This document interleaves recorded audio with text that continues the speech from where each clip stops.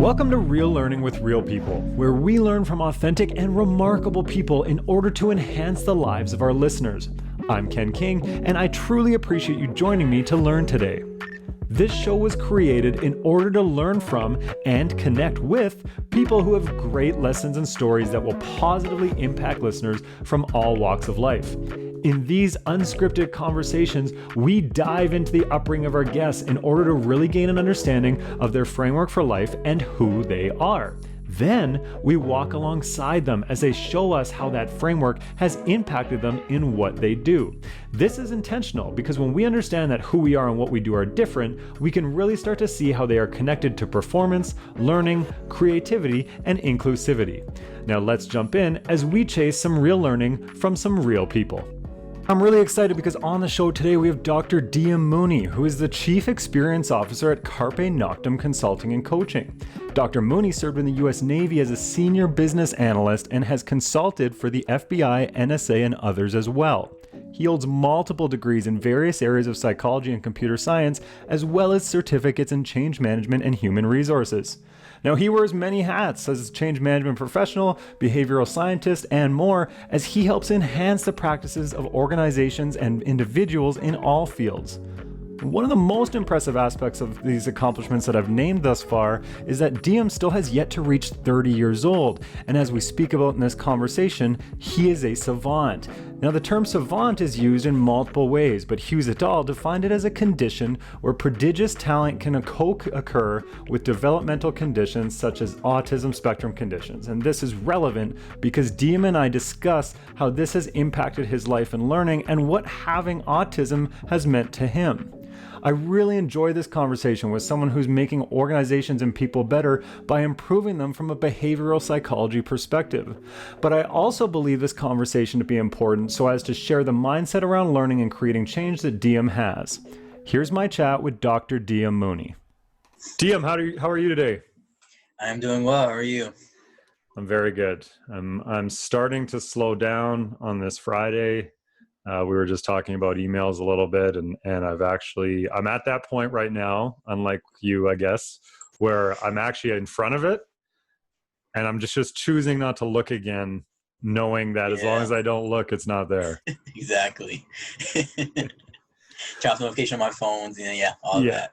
Yeah, I'm not on an airplane, but we're going to pretend for a minute.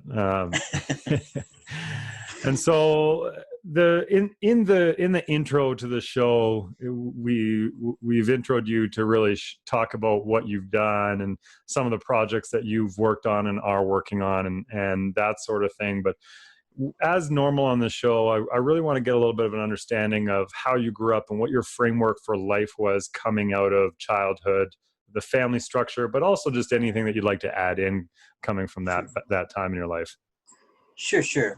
So childhood, okay, that's a broad question. I'll attempt to answer that as best I can. So I was born and raised in Alabama, a rural area, so pretty country, outside of the city of Montgomery. I was raised by my mother and my stepfather. I'm actually a first generation American on my dad's side. He is from Mexico. So I have two sisters and a brother. Again, we lived in a very rural area, well below poverty line, significantly below. And I ended up being diagnosed with autism at the age of 5. I was nonverbal for quite some time, which is a quick indicator to them, that there was some challenges there. But at first they weren't quite sure exactly what it was. So it took a little time for them to actually formally diagnose me. From there, I was put into a special education program. I was often removed from classrooms. I didn't have a typical, sit in classroom, meet friends, and all that kind of dynamic. I was a lot of times by myself and with a special teacher, which I now know is a behavioral analyst. I did not know at the time, of course, but now I do now know the name for it. I was taken out quite often, ended up skipping several grades, first grade and fifth grade in elementary school, resulting in me graduating high school at 15 years old. I decided to go to college. I got into a lot of different schools, a lot of prestigious schools, but I ended up going to one that was close to my home because, again, I was only 16 years old when I first started college. I didn't really want to go too far at the time, Right. but I ended up hating it. I hated every bit of college. I mean, I was too young. I didn't really know what I was doing. I kind of just picked a program off of a pamphlet, literally just pick something, because as a kid, you kind of don't know what you're doing. I hated it so much. And at the time it was computer engineering, so I was going for computer engineering side. I really hated it. So I joined the military, and okay, 17 years old, I'm an adult now.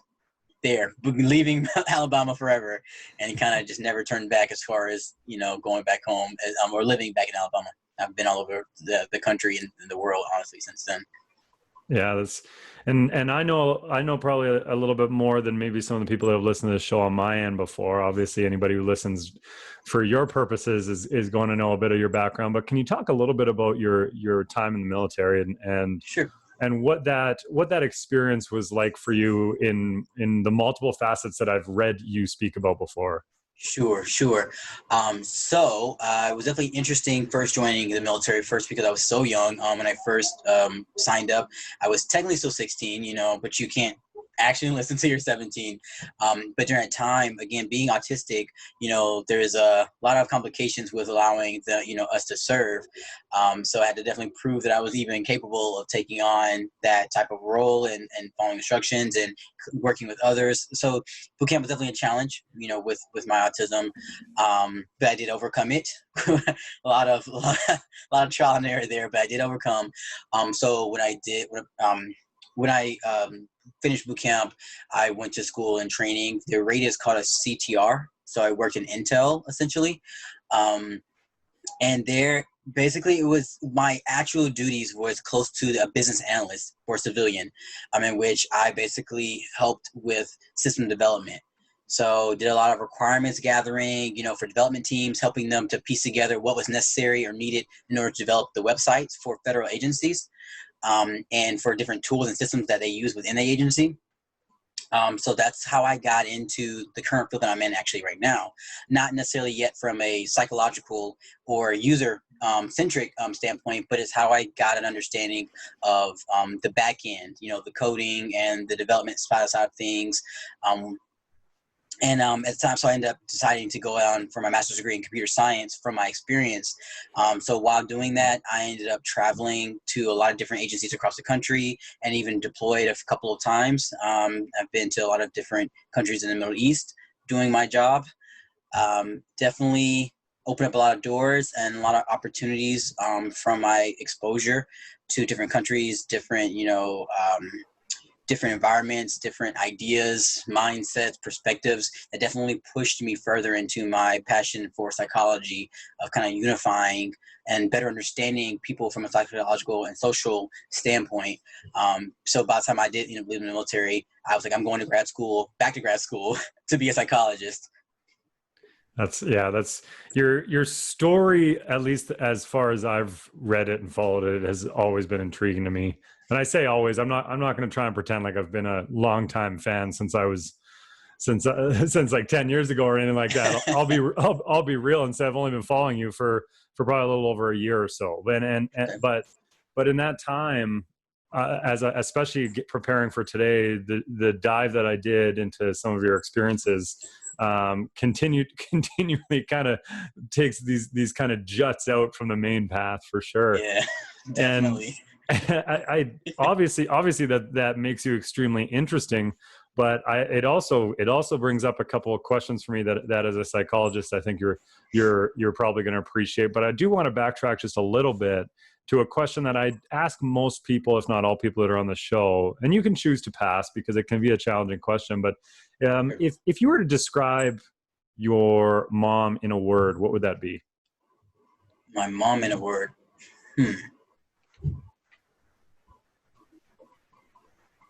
I've never considered that.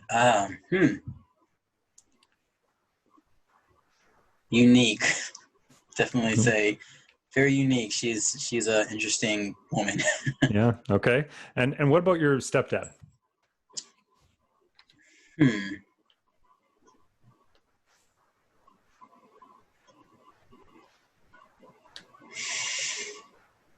Maybe challenging. Maybe that. Okay. And so, and I'm not like, it's without passing any judgment on your answers. It's always just more of a curiosity type thing. And I've had some people that have passed on that question for sure. And I've had some give answers that kind of, I lean back in my chair and take a minute because Sure. I need to, I'm not ready to follow up, but Sure. it does intrigue me in the sense that you picked unique and challenging, and then what has your life been other than maybe those two things? I think. Yeah, that's a good point. Yeah.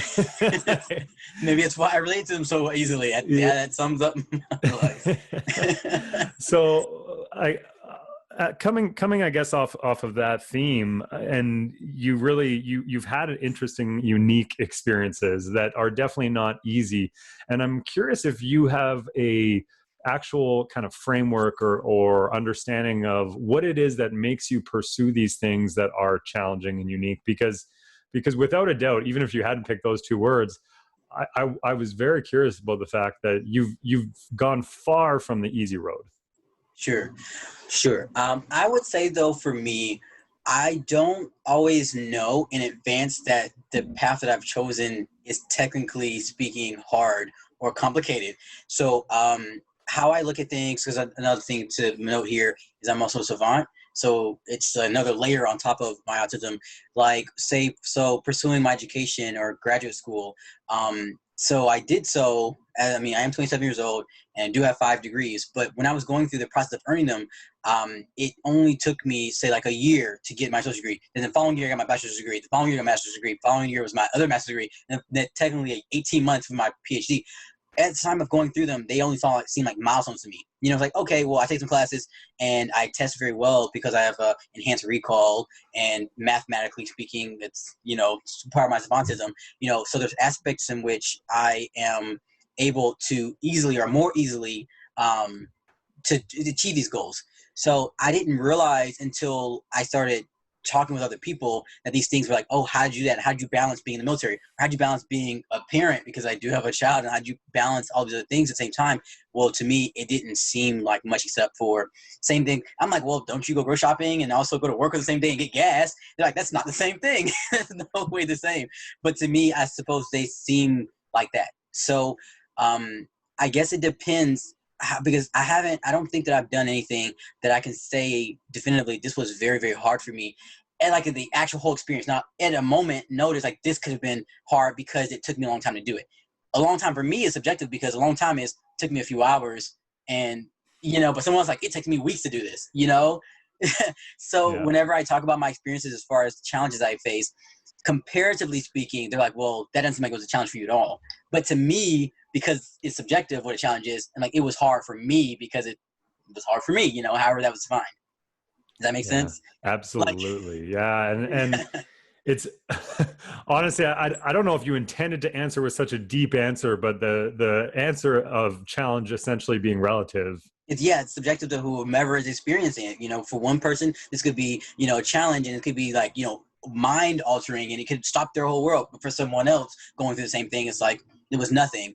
And that's what I guess my biggest as far as like social like interactions and being able to engage with others, again, being autistic, I do have a lack there of empathy and emotional intelligence at some level. I have a lot of social anxiety, and it was a lot of times revolves around not understanding the norms, and not being able to relate to the norms into some degree. So when I talk about challenges, for me, it's very difficult for me to say this was a challenge for me and then describe that challenge and how I execute this challenge, because they're like, that's not like it wasn't a challenge for you at all. It's not like, Diem, it wasn't a challenge at all. But to me, it was a challenge, So that's actually, that kind of stems on why I got into psychology in the first place, because I really wanted to understand people and their challenges. Psychologists, it's what we do. We really try to understand people and understand what they're going through and their pain points. And then, understand from literature of best ways of solving it, or create assessments, create interventions that will solve these challenges for people. And from my life full of me dealing with quote unquote challenges that I've overcome, but then people saying you overcame it too easily, or, that's not the challenges we face. I'm like, my life is constantly talking about my challenges versus someone else's challenges and how they overcame challenges or how they should. And so I kind of fell into the world of psychology, where I literally, my day-to-day revolves around hearing people's problems and challenges and quickly trying to be efficient in solutions and interventions to address them. So kind of tails right into the question you kind of asked me, but my abnormal thinking is what makes me technically good at what I do. Oh, and so besides the fact that you said about 6 things before that last line that I wanted to follow up on, Sure. I just have a massive amount of regard for the way that your mind works, and I hope you understand that regard to me sits at a different level than respect, just because regard has. I don't know if you're familiar with Dr. Michael Gervais. I'm not, no. I would he's a performance psychologist. He most often works with the Seattle Seahawks, but he also works quite a bit with the Navy SEALs, and he's got a couple other people that are high performers. He likes working with his words, tip of the arrow kind of people. And he put I've always been curious about the term regard and respect. Mm. And he really quantified it recently in one of his shows really well for me, which is that regard is respect with a loving component to it, with a very kind of it's like respect with a hug, kind of. I see. And okay. And so for me, respect is something like I could respect the work ethic of someone who I will never regard or want to have compassion towards, but I could respect them. And so when I hear you speak, when I read your stuff, the way that your mind works is something that I have a high amount of regard for, just because I want to make it clear that there's a softness to how I approach your stuff as well. I really try to be as empathetic as possible when I'm sitting in it, reading in it, or watching it, just because I'm nowhere near the capacity of you in terms of the savantism or anything like that. I'm not trying to put myself there, but my mind can very often work the way that yours works in terms of pace, especially in a conversation like this, and ideas and understanding and analysis and creating modeling and responding, creating interventions in potentially even tight timelines. Sure. So I just wanted to include that. The word abnormal stands out to me, though. So what is your relationship with the word abnormal? Sure. Well, I grew up hearing it quite often because, technically abnormal psychology is its own little subcategory of all those, neural or neurotypical individuals, So for me, it was textbook. It was not something that I saw or had any feelings associated with, and that's actually with most of my life, to be honest. I don't necessarily react emotionally to most stimuli. It's more so it is or it isn't, yes or no. It's pretty black and white for me. So when I was made aware of the term abnormal, it was more so me identifying that in these particular areas, in this particular way, I am a divergent. That's essentially basically what I accepted and say, okay, in these ways, I should go in a situation knowing that my perspective or my process will not be what they expected to be, or they will not be in alignment with what they were doing beforehand. And it's actually technically something that even going into companies, I've actually flipped to be more marketable. Me being abnormal, me being different is something that makes me stand out and why people reach out to me in the first place. So I've never had a negative or positive connotation about it. It was simply saying in this particular area, how I learn has always been abnormal, because that's why they set me out of classrooms. That's why they're saying just skip a grade because you already know, or whatever it is that they're doing. Let's just take tests instead of having me do homework or that. I figured out how to play the piano and no one taught me. And so that's very abnormal, not something people could normally do. And, and I went on to play other instruments, or art. I just pick a pencil and can draw portraits of people. So I guess for me, I just identify like this is not technically speaking the traditional way of going about things. So I guess what I've done is over the years is change the language. So I know that I'm abnormal, but rather than calling myself abnormal, I say, that I'm non-traditional, or, innovative or creative, or, whatever it is. So I've taken that and simply just rebranded it to be something that is associated with more positive connotations associated with it, because it's not a bad thing. It's not a good thing or bad thing to be different. It's how you utilize it. It's how you help other people with it. And that's basically what I've basically done with mine. I've just simply tried to figure out how can I best utilize this to help others and to, help with my career and how can I use it to elevate my family and again, rebranded it from abnormal to a million other things that people now refer to me by. Yeah, that's a badass way to approach that. It's just in terms of I had a friend speak to me the other day about really trying to move away from binary thinking, like either Sure. or and anything like that. And one of the terms we were debating was in our company's core values. One of our core values is do good, be good. And she said, well, what you're implying is that if you're not achieving that core value, or that you're bad. And we kind of went down that road. Now the value hasn't changed, partly because it's on a lot of different platforms. So sure. Well, for branding purposes, it's kind of hard to rebrand sometimes. It can be hard once you establish it. I understand that. Yeah. So I really like how it's like it's not normal, abnormal, or typical, atypical. I love the innovative aspect. Like that's just it's using the tools that you got in the way that you feel is most efficient and effective. Exactly. Yeah. I think that's really cool. That's a great message too. And I think that there's a couple other words that I kind of want to go down the road on just because either you've said them or they come to mind. The next one is smart. What's your relationship with the word smart? Sure. So that, as you can imagine, from skipping grades, I heard a lot because I was a good test taker. So my relationship with smart was, it's always you're smart, but it always came with a but, of course, because, for that one thing, again, that I am good at, and, like, oh, you're a savant. So then you're enhanced processing information and you can recall very well, or you can, mimic certain things. But you have social impairments. You can't communicate well. I had a very bad stutter, that I had to talk, with a pathologist about, or I am not able to always interact with people directly. I've been working remotely long before this, because social interactions with me are very challenging, from touch, from the too many noises that are unpredictable, lights in a building can trigger me. So it was always, you're very smart, you're very intelligent, obviously, you can be the smartest person in the room, but you have all these limitations associated with it. So it's always been that everyone's thinking about, oh yeah, I'm intelligent, but I have all these other things going on too that can overshadow or, like basically reduce my intelligence, until, again, I decide, okay, well, what are my limitations? What are these roadblockers, and how can I address them so that way I can do exactly what it is that I'm looking to do, or how can I succeed despite them?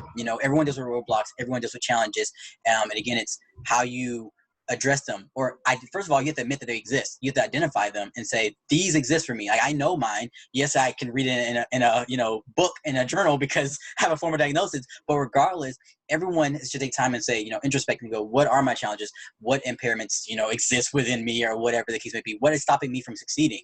Right. And so in that context, I'm like, okay, I do want to be a psychologist, and you have to be really smart to do that. You have to have some intelligence, but you need other things too. And I don't have those things because the but aspect of my life, where everyone's telling me, you're not good at this, you're not good at that, you're not good at this. So I'm like, well, even though I'm not good at these things, how can I still have workarounds, or how can I still achieve what it is I'm looking to do? So again, working remotely.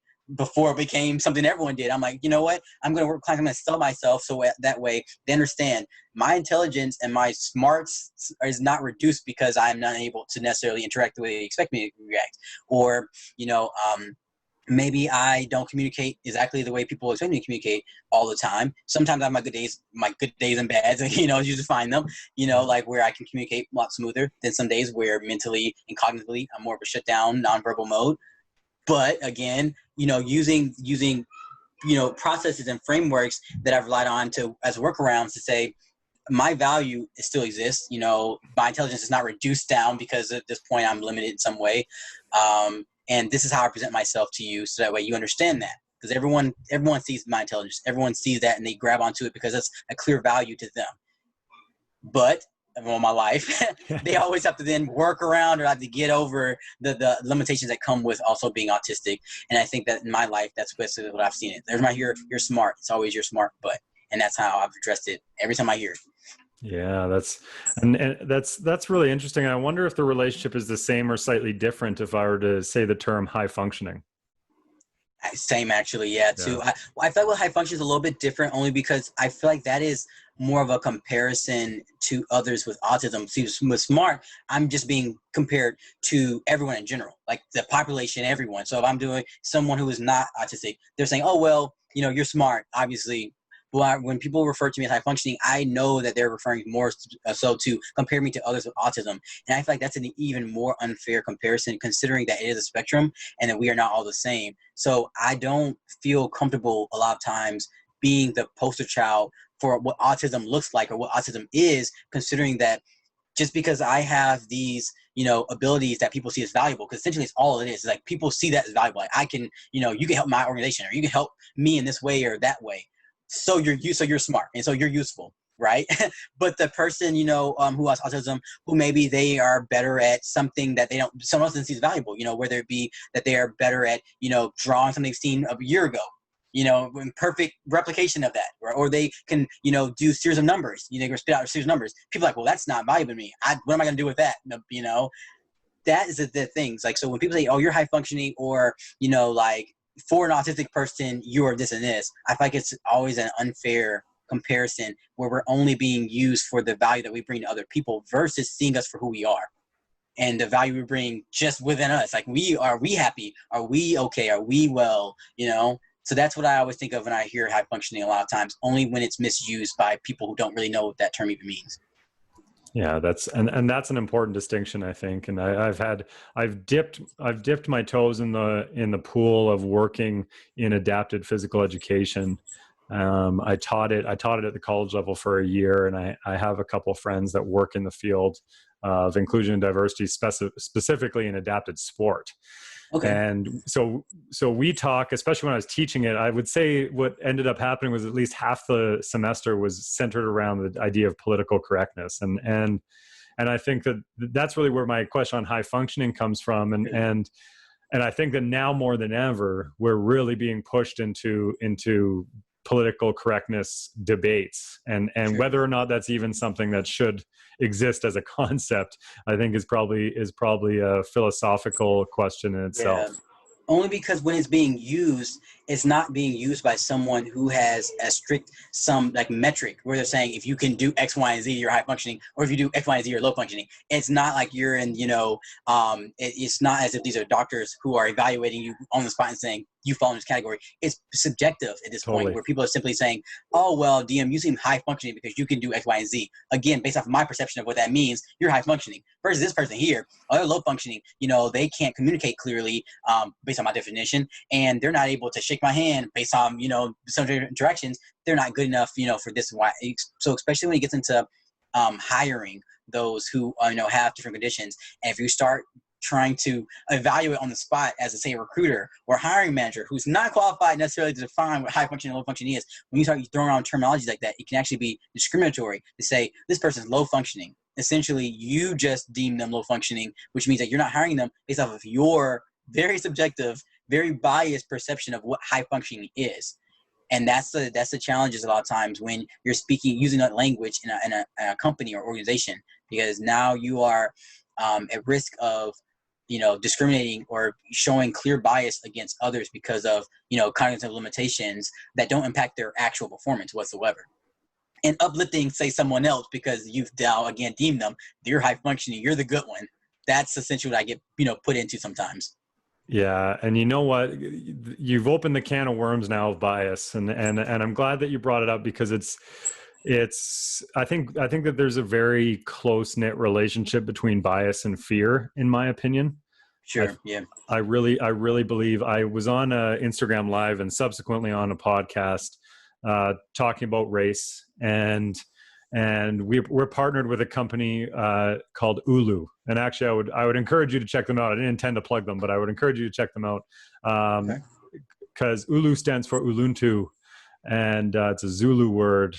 And really, they're trying to gain not-for-profit status right now here in Canada, and it's a group of 3 Black university students, and they're trying to kind of further humanity, justice, and equity, which is what the ULU stands for.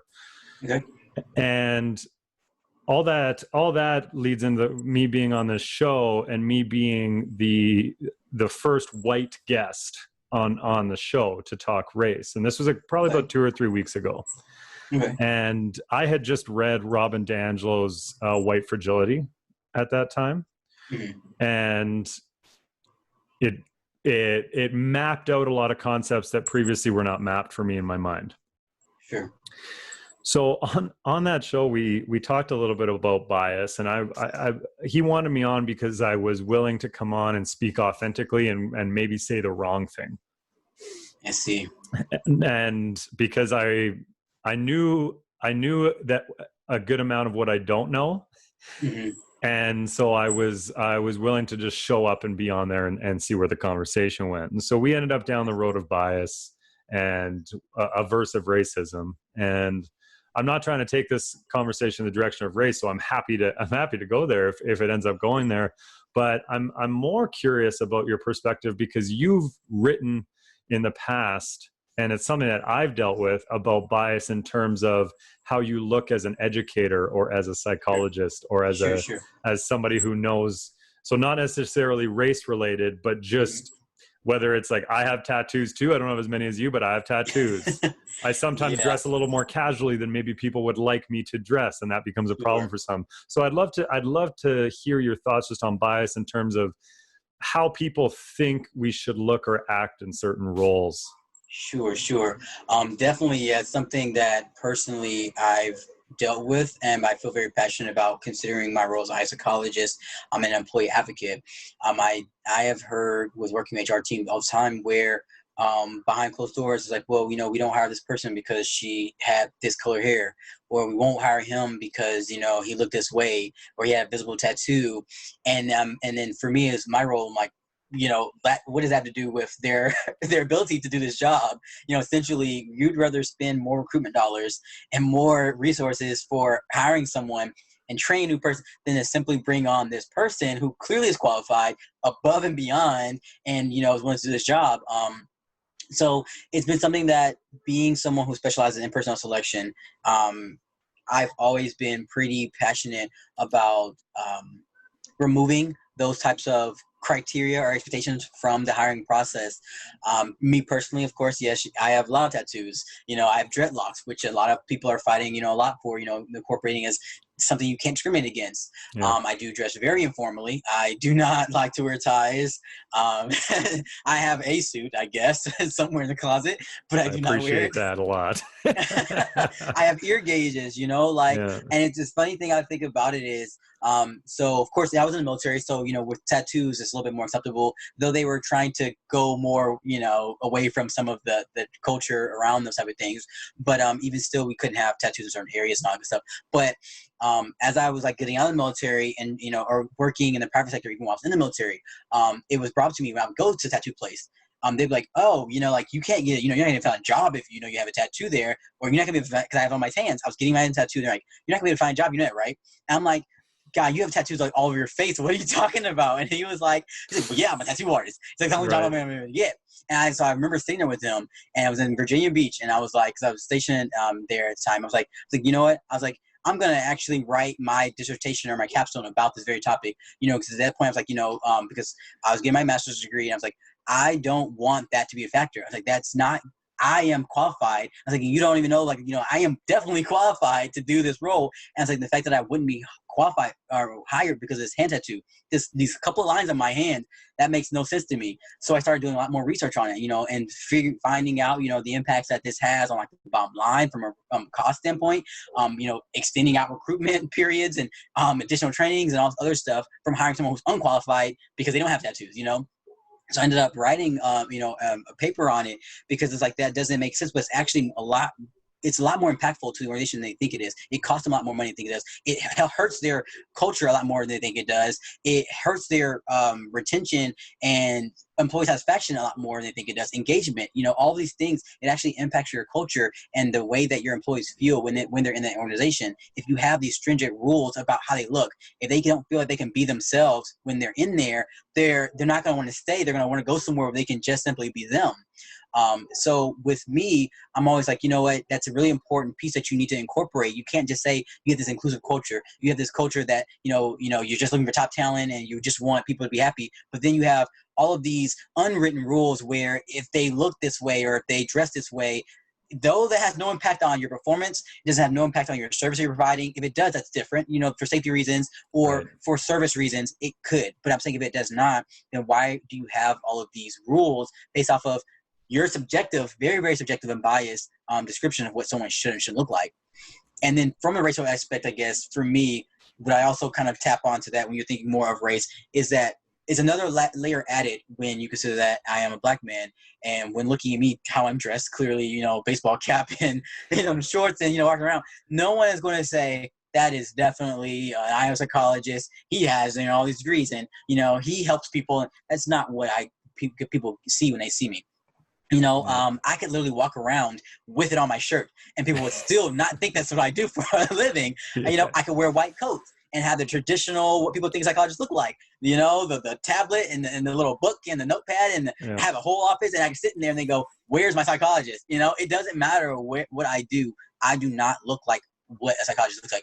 And many people of color fall into that. Women, a lot of industries, they fall into that issue. Scientists, a medical professional, it happens all the time where there's an idea in all of our minds. When you think of, say, anything, if you think of, well, what does a referee look like, right? We all picture in our mind immediately. A referee looks like this, usually a male, middle-aged white guy with a striped shirt, right? Yeah. Technically speaking, referees feel like a lot. It depends on the sport. It depends on, the age group. It depends on a lot of things, but we all do that. And it's just a shortcut, mental shortcut. It's more of our cognition. It's how we as humans process information, understand information that we're hearing when we can't see it. Or is when we do see something, we need to process what we're seeing. So there are limitations in our abilities to undo some of these things. But with representation and with forcing you to see, like, look at me, this is what a psychologist can look like. It's basically saying, look, that mental image in your mind, it could be a psychologist, but also, hi, I'm Diem. This is also what a psychologist could look like. It's like undoing some of those trainings that as from a kid and up we develop. It's like a dictionary, encyclopedia that we create, and it hurts a lot of people though. We don't know it does because it doesn't impact us every time. But for those it does impact, like for marginalized groups, it hurts them because now they're not getting opportunities because they don't look the part. And that's really what representation is really all about in TV, in media, in, music, in books, and whatever. It's showing that not what the mental images that we're creating for what things look like. That's not it. There are other people who fall outside of that. That's really all it's about. Yeah. That was the pace at which you talk is good because it contains so much good content that it crams it into some more time. Yeah, yes, I talk very fast. So no, it's honestly, it's awesome. I'm not even being facetious totally, just because it's a lot of good stuff. I'm going to make an assumption, a generalization, that the pace at which you talk is probably a fraction of the pace at which you're thinking. I was just thinking, I was going to say that. I swear, it was a fraction of actually how I think, because I think it's hard to describe sometimes for people. Like my therapist kind of always walks me through how to normalize language so people understand it. Is essentially when you ask me a question, I've already gotten down like several paragraphs and like I already know it, and then I just have to tell you. But right. So it's basically I wrote it down quickly and I'm basically reading to you from when you would tell me. That's how I respond to questions. Yes. That's awesome. When you were talking about hiring, it brings up a phrase for me that I just used the other day in consulting with somebody who's in the middle of a hiring process. And I said, if you're going to be this strict with the appearance of the people that you hire, be prepared to use this policy quite often because you're going to be hiring more people than you need to. Yes, exactly. Retention is terrible. It's awful. Like with working with organizations. So when I was first getting started in this field, I was actually a career counselor. So I was more from the employee standpoint or the job seeker standpoint and helping them to do what it takes to get the job. But when I became an independent consultant and I started being hired by employers, I actually was able to really make a big impact on the hiring process in general, because I'm like, hey, decision makers, you're making poor decisions, So instead of having job seekers comply with these rules that really, again, are not efficient in measuring anything, I'm like, hey, look, guys, this is not good for employee engagement. It's not good for, your culture and your brand as an employer, because you have an organizational brand where your services that you're providing. So you might be great at providing, or making burgers. You might be the best burger maker in the state. But if everyone knows, I don't want to work for that company, they're terrible with their culture, and they're terrible, they hire, they work long hours, then you're still, not going to have very good retention within your organization. So Right. so basically flipping it and showing them that how different your employer brand is from your service brand was number one. And then also showing them how this impacts their bottom line. So it's like, people, of course, with companies, they care about money, they want to stay afloat. It was like, first it was like, oh, well, that doesn't sound like psychological fluff. It sounds good. Like, it's feel good stuff, just sound like our employees are happy. Yeah. But, it affects your bottom line. Your employees are not happy because their productivity is lower. Their retention is bad. Their engagement is terrible. You have decline in offers. And so this is a concept that a lot of companies don't actually think about until it impacts them, is that with the hiring process, everyone assumes it's like, it's like, I get to pick you. You're a job seeker and I have an opening. So I get to skim through 50 of you guys and I get to say one of you guys are it, right? That's kind of the dynamic that everyone's thought about with hiring, but it actually is not really true. Most people don't realize that hiring teams have to pay so much money in advertisement and job postings and recruiters and staffing companies just to get those 50 people. So you've already spent thousands of dollars just to get these 50 people. So they're more precious to you than you think, because you had to pay a lot of money for them. So now you have 50 people that you have to pay maybe $100,000 just to get in front of you.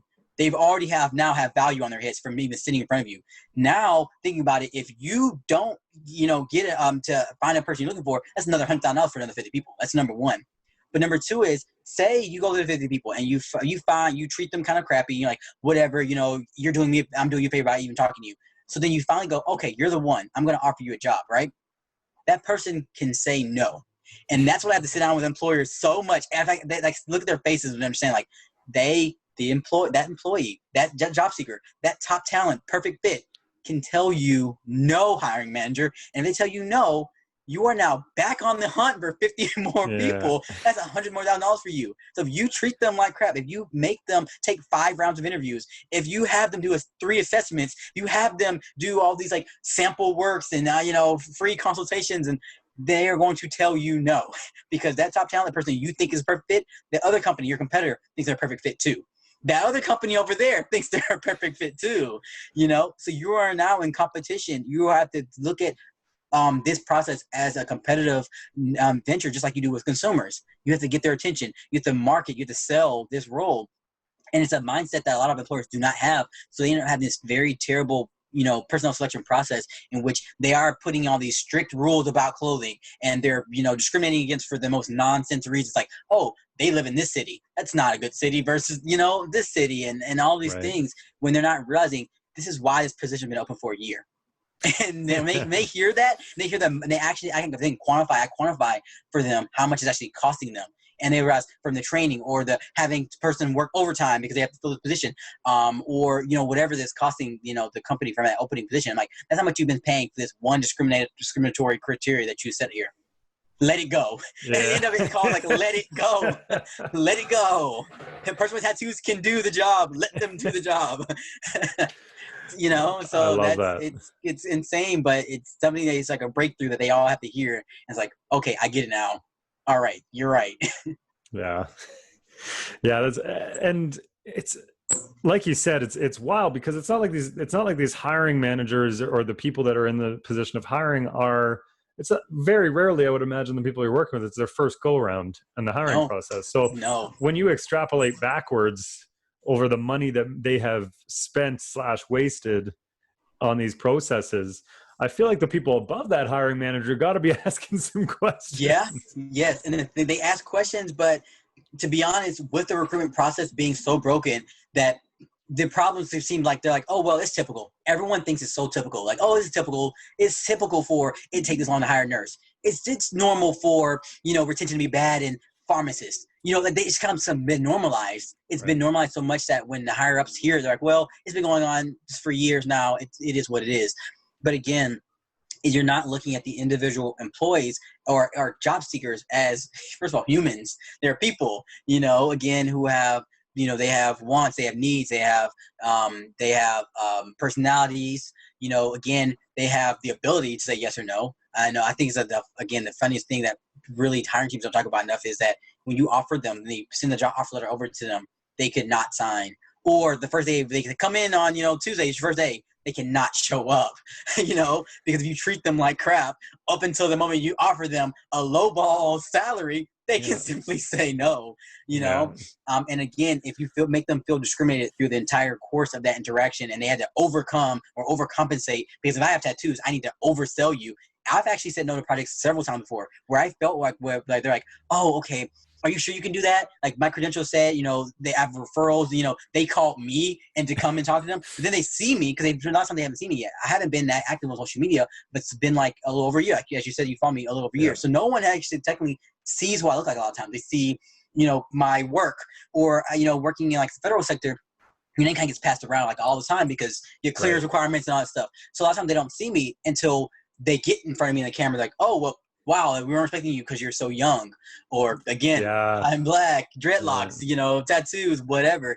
And they're like, okay. So then out of nowhere, I can tell a shift in their perception of me where they're like, no, I don't know if you could do the job or not. So you're going to have to really convince me after talking and all this selling, whatever. They're like, okay, well, I guess you can do it. Like they're doing me a favor again. Like, oh, I guess, some lowball salary. And they get so completely surprised. I'm like, yeah, no, I'll pass. Thanks. Yeah. Bye. I'll just pick up my 5 degrees and go somewhere else, I guess. Yeah. Like, thanks for the generous opportunity. I'm going to go now. Yeah. Yeah. So, yeah. I can speak personally to the feeling of, I'm actually making an assumption there. I can speak to the experience of the youth being considered a detriment to your ability to perform the job. And that's definitely that's still something that I run up against. And I'm just a couple years older than you, a few years older than you, but it's there, especially now as we're trying to go into software and some tech stuff with our business. So that's actually, now I'm realizing it's like, whoa, I'm in a room full of people my age. Yeah. In tech, it's the only time I've ever been like so close in age with people. Tech, But then I started, I guess I would describe it as my professional career as a college instructor and a basketball coach. And so I was 23 when I started that. And I was, and in both those professions, I was sometimes the junior of, like, the next closest person to me was like 15, 20 years older. Definitely been there. I made poor decisions. So this is where I was making an assumption earlier, and I'm sorry for that. But I made poor decisions in the past trying to prove myself because of my age.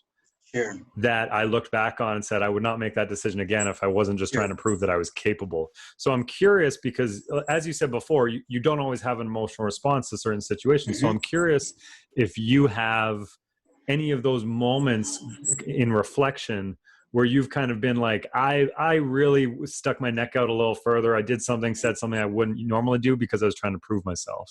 Sure. So it's crazy because as a coach, as a professional development coach, I'm aware at a more like theoretical perspective as far as, feeling nervous around engaging with certain people, like I guess what I'm perceived as being very confident. But it's more so for me, I think it's not confidence that people see. It is that lack of nervousness around the interaction because I don't have that.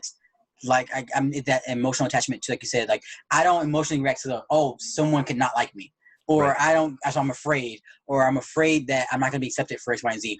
I've actually not experienced that. Embarrassment is something that I don't really connect with. And my therapist, we have a whole emotion wheel, where we're trying to identify certain things. And so because I don't necessarily connect with some of those feelings, especially at a conscious level, I would say that I don't generally try to. I can tell immediately like I don't want to have to do these things, or I know what I need to do to prove that I'm qualified for something, right? I know at a level because I've done it so many times. As a consultant, I've worked now with more than 20 different clients. I, at this point, have a pattern, a very strict pattern that I know if I give this amount of information in this amount of way, that shows at some level qualification, Right. And at this point, the more I do, the less it really needs me to do to prove that I can do it, Yeah. So if it's, for me, it's more of like, it's more strategic or it's more concrete, like, okay, at this point, I'm not doing a second or third or fourth interview with you because at this point, I've already shown or demonstrated that this is what it's taken for me to do this job with you. And again, the line of questioning, being though that I'm a psychometrician, I understand questions being asked and what they're trying to measure, especially with personal selection, considering that's what I specialize in, specifically wrote a dissertation about it when I analyzed other people for recruiting practices. So at that level, I think that I have an advantage where I'm like, I know what you're trying to measure or what you think you're trying to measure, and these are not performance-based. You're not measuring performance anymore. So I'm not going to keep addressing these things, or I'm not going to go above and beyond to give you answers that you want to hear for me to then get a job with you when we're not even talking about performance anymore. So I guess for me, because of the fact that from a more technical standpoint, I'm aware very consciously of what's being asked of me and what's being measured for every question I'm being asked, and the fact that I don't have that emotional attachment to being desire to being liked. I have no emotional attachment regarding being rejected. I don't have an emotional attachment regarding acceptance. I don't necessarily look at it as I need to dress a certain way in order to prove myself. I need to be perceived a certain way to, to prove myself. It is more so, I guess, again, that blank confidence where like, I can do that. So I'm doing, like, do you mean do it or not? Basically I come out today like, do you want me to do this for your organization or do you not want me to do it for your organization? Yes or no at the end of the call. That's kind of how I look at it. So that's, I guess, again, that's how I am about it. Yeah, I ask too, just because as I've developed and matured a bit in my mindfulness and meditation, breathing practice over probably the last, I'll say 2 years, it was like I just had a really good conversation on the show the other day with Alan Stein. I don't know if you've heard of him. He's a basketball guy. He's got a couple books and he's a keynote speaker and that kind of stuff. And he's coached. He's worked with some of the like Kevin Durant's, LeBron's. Like he's got a really good resume in the basketball world and others. But we were speaking, and we were speaking about mindfulness, meditation, and breathing work, which is something that I'm really passionate about and that I'm continuing to try to really, like I said, mature in. And there was probably this moment about 1.5 years, 2 years ago, where it was like after a good few months of practice, it was like I released the desire to be liked and the desire for acceptance, that kind of like you're just talking about. And it's literally, it's gone. Like I can honestly say that since then, I've made some decisions that have been misinterpreted, if anything, because of my lack of those. And so now that's what I'm curious about, that's me. Now I'm curious about what the word arrogant means to you, or overconfident, I guess, would be another one. I can explain that, but to backtrack a little bit. So again, I rely on my therapist a lot of times to communicate my abnormal thinking in a way that people understand. So first, being autistic, and especially with my specific condition, growing up with communication, I had to learn very often how to assimilate, like as far as how I present information.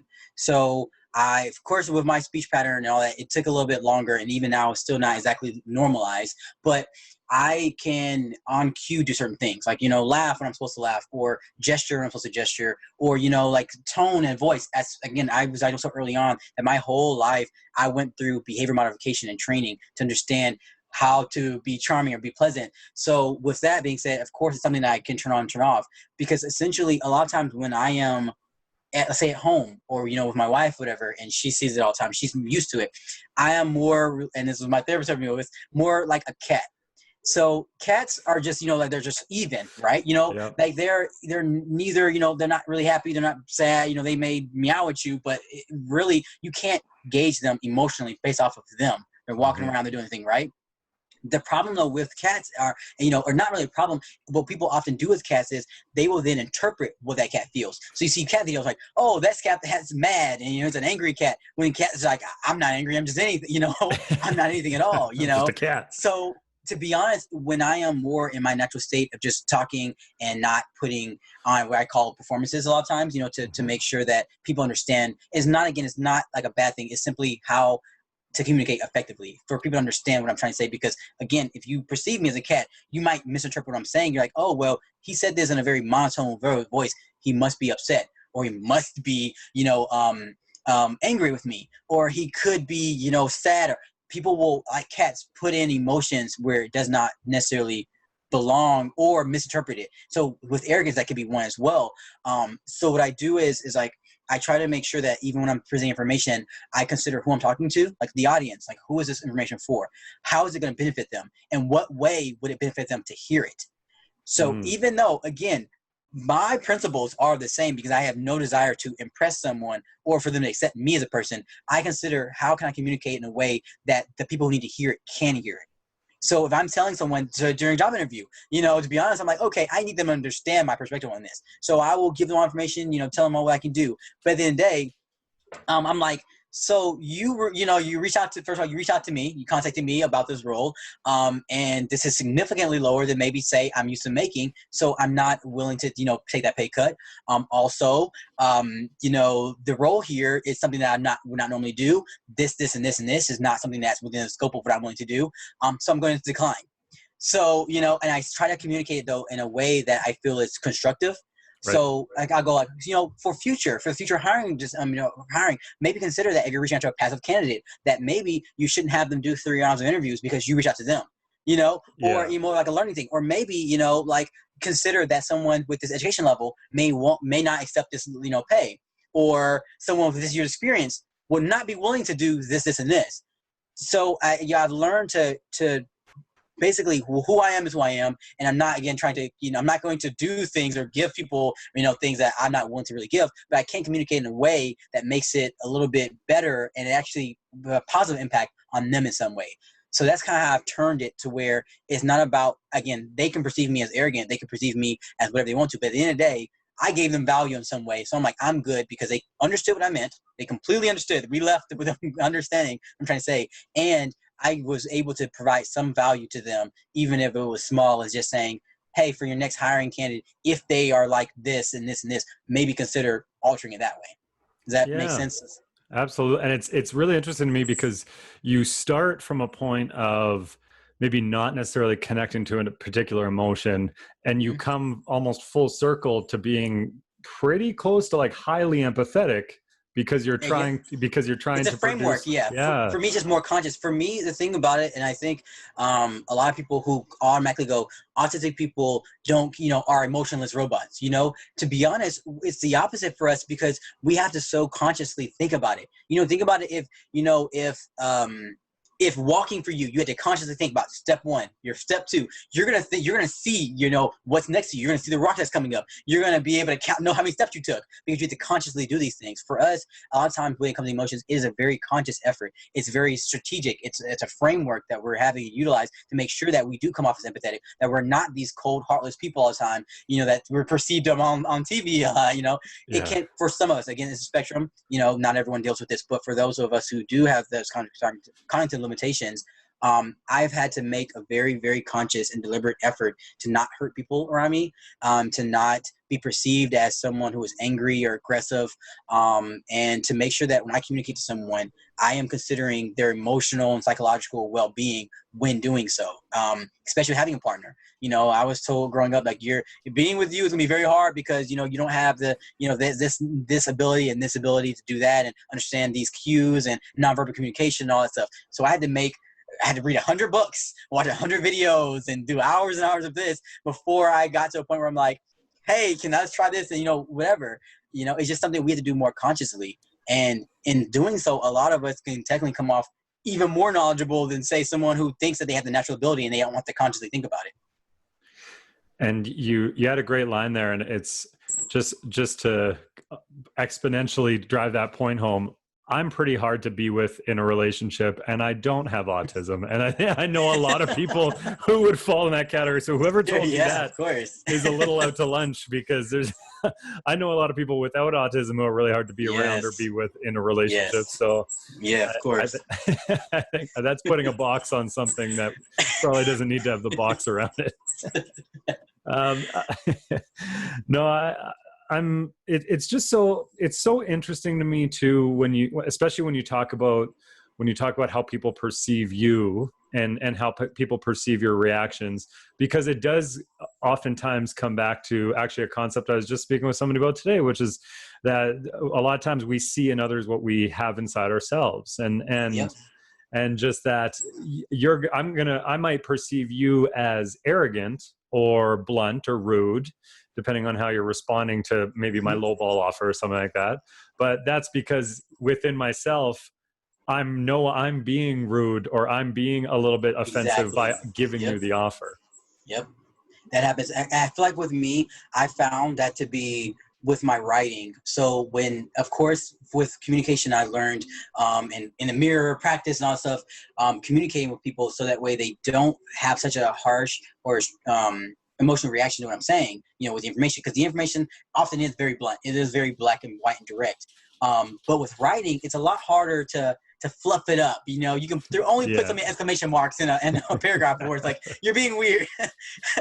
So I found that even with writing, it can be very direct sometimes. And, even actually to LinkedIn, it's actually been more therapeutic for me to post on LinkedIn and try to figure out how do I communicate in a way that's very direct and it gives people information they need, but it doesn't make people off like, Diem hates me, Yeah, because again, with the lack of obvious emotion, with the lack of obvious, intentions, people will interpret. And the easiest thing to interpret is look within yourself and go, oh, well, I feel this, so that must be what they feel too. And that's what happens all the times. And it really damaged. It was really. I knew that being a psychologist and being in the field that I wanted to get in was going to be challenging as an autistic person. But that was really the key: being able to engage with people and them to be able to understand my intentions and not have to interpret it themselves. Because once they start interpreting themselves, it's never good, no matter how you look at it. I've actually had times where I was practicing where, like, say women like, oh, are you like flirting with me? I'm like, God, no, I am not. So there's a lot of trial and error. There's a lot of trial and error, but people will interpret whatever they're feeling onto you and project it. Like with cats. When you look at a cat and you think they're being, you feel silly about what they're doing, then you think, oh, I'm being a silly cat, or you're mad and you think they're being, and that's how essentially people do with me. And when I am in a state where I'm being more even and more, I guess, I'm more natural in tone. So that's definitely the case. So a lot of practice went into getting this right. Yeah, and I got this image in my head now of somebody thinking you're flirting with them, and then you just being like, "Oh God, no." Well, no, that's not taking. Well, actually, so most often when that happens, it just catches me more of a question. So when the people say like, "Oh, this is what you're trying to do," and I go, "Why do you think that?" So that, because I like to take the information and it's like data to support. I'm like, oh, so I won't do this. So people are probably like, yeah, that's pretty, great stuff. But I'm like, oh, why do you think that? What specifically did I do?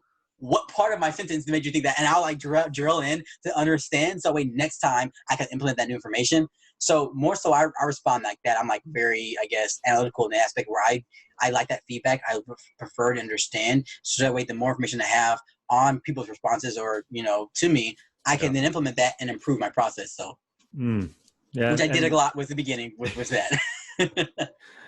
And that's just mindset and kind of a little bit of your own behavioral therapy on yourself, I guess. Yep, exactly. Yeah. And I'm interested in the concept too of you, because speak of people's biases and people's assumptions, you've spoken openly about going to your own therapist, and many people listening or watching this are going to be interpreting, well, why would he have to go to a therapist? Yeah. Yes. I speak about my therapist even in workplace. So I consciously and intentionally talk about being with a therapist, because it's a taboo to have a therapist. Like, what's wrong with you? And it's always hidden. It's like a hide. Like, no one talks about having a therapist. People who look a certain way or do a certain demographic, they don't have therapists. You definitely talk about it in workplace. Keep therapy a secret. And for me, I'm like, I talked to my clients. I had CEO. I work with CEO the other day. Oh yeah, I have a therapy appointment, so I'm not gonna be available. It's like, because this is. We are people. We are humans. Therapy can be an awesome resource, can be an awesome tool. And I know that, or I've had in the past where just someone watching me was like, he's like, we're just some meeting or whatever, and they, he was like, okay, stay on for a minute before we on the call. I'm like, sure. He's like, you mentioned, the other meeting that you were, seeing a therapist, and he's like, I really appreciate that because he's like, I really want to see a therapist. He's like, but in this industry, I don't want people to think something wrong with me. I didn't want people to judge me. And it's like, but you talk about it like you were just talking about it and joking about it. You made everyone laugh and everyone seemed fine with you and a therapist. So it's like, he's like, I actually trying to change my perspective on it. He's like, when you mentioned it, and it's like, you're Diem, and, and you talk about it, and no one, batted an eye, and we're kind of talking about it casually. He's like, so now I feel more comfortable with it being normal for me to do it too. And I realized that was like early on. I was like years ago in my career. And I realized like, yeah, I mean, I didn't even think it was a big deal because, again, I'm not really leaning on acceptance, or I'm more indifferent to things like that. I said it more as I'm literally going to a therapist. I cannot make this meeting. It's for just me, it was what's black happening. and white. It's simply what's happening. But to them, they're like revolutionary. Like, well, I can't believe you mentioned it. So now, again, I bring it up more naturally because it simply is a part of my life. It's not a hidden secret. It's not something that's like, oh, if I people who are educated or people who are successful, they don't see therapists, or, people who are, black men, they don't see therapists. No, we do. We all can see therapists if it's something that is of value to you. You don't need to be strong all the time. You don't need to feel like you need to hide it. It's not a secret. And if you are seeing a therapist, you can talk about it. It's not something that someone should judge you for.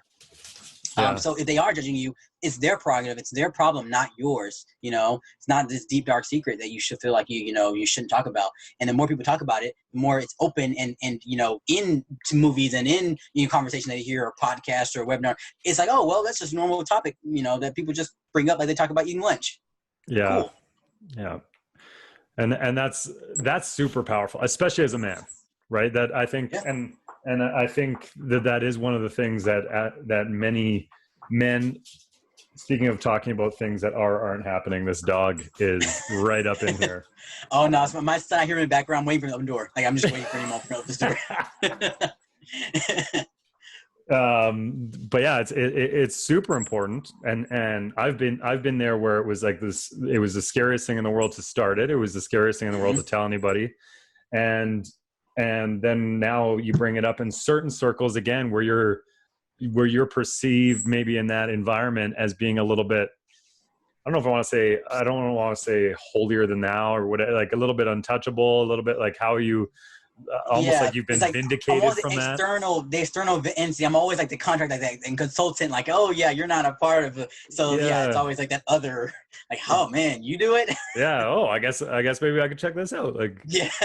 So here's, and we blew our 45-minute goal, or my 45-minute goal. Yeah, I noticed that. Yes. As I said, my son's probably knocking on the door soon. Yeah.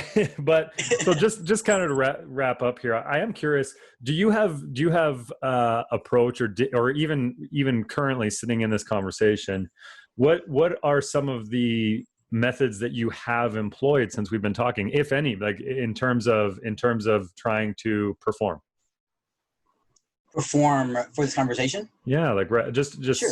As we've been having it, in your lens of performance. Sure. I would say, again, my tone. So when I first get into conversation with people, I try to gauge where they are, whether it's a very serious conversation, whether it's more lighthearted, of course, looking at their attire, looking at their environment. And so from there, I'm able to determine what tone is appropriate. Again, right now, more chill, more calm, where it's like, okay, this is Diem is more professional. This is more, solemn, in which emotions are supposed to be taken away from the situation, but you can't have a lack of emotions. So this nice balance of you care, but you're not reacting emotionally to anything. That is always, something that I kind of gauge, and it's depending on the person, that's more appropriate versus someone, like where it's a lot more casual, where, it's supposed to be more entertaining. That's another thing too. Is this for therapy purposes? Is it for educational purposes? In an academic setting? So I think about all those type of things. And with you, I'll kind of gauge and bottle up what is the best way of presenting information. So that way your listeners and this conversation will be interesting, engaging, they understand and not have to interpret what I'm saying. So the context of the conversation too. When I'm talking about things that are more theoretical or academic, it's like it's in a textbook, numbers, then it can't be interpreted. It can't be misinterpreted. Really, it's simply I'm teaching you this is how you do something. Versus talking about personal things, when it's like about me, where if I say something, if I were to say the same phrase but say it in a too monotone, it's like, oh man, he must really hate his life, so stuff like that. So I kind of engaged your questions, gauge how you were speaking with me, gauge the audience, and who's going to be taking this information in, and kind of wrapped up how I should present information to you. That's essentially what I do in like the few seconds of the beginning of the conversation. Yeah, that's interesting to me as well. And honestly, more people could probably afford to do that. Yes, I actually potentially teach some, people that all the time. Yeah. yeah, potentially some, I'm not going to name any names, but potentially some people in political power in certain countries. I don't know. Yes, exactly. Yeah. I'm not going to go Yeah. there. No, no. I think it's so funny. So just like the one point, like last point, but I think it's funny that what I do to assimilate and just to get by and be normal, people now pay me to coach them. Say, how did you figure that out? I'm like, Yeah. yeah, my whole life is how I figured out. Yeah. My whole life spent around doing this. So of course they're doing it for a very specific reason. They have to present something in a conference, or they have to, do something for work. They're only just using it for that, a framework for that. But for me, this is my entire life in all engagements. I turn this on as a way to, again, not be misinterpreted, to make sure that people understand what I'm saying. They hear what I'm saying. And I've actually found that when you say something in a different tone or a different way, they physically will not hear you anymore. They're like, I don't even hear what's going on, because they're so caught in their feelings about what you said 5 minutes ago. They don't hear what you're saying right now. So it really is important that I always consider that.